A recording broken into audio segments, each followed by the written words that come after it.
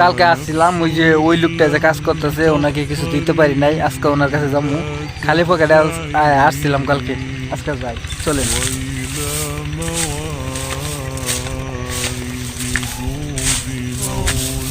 কি অবস্থা ভাই? কেন কি হয়েছে? শরীরে জ্বর? কালকে তো শুনছি আপনার অনেক অভাব, আপনার কাছে আসছিলাম, মানে আমি শূন্য পকেটে আসছিলাম, তো আজকে আপনার কিছু খুশি করে যায়, কি কন? হ্যাঁ কিছু সামথিং আমি যতটুকু পারি, ঠিক না?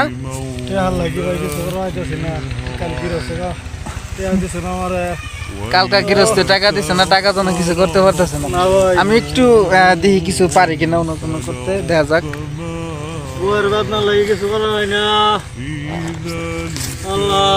ভাই এটা আপনার জন্য।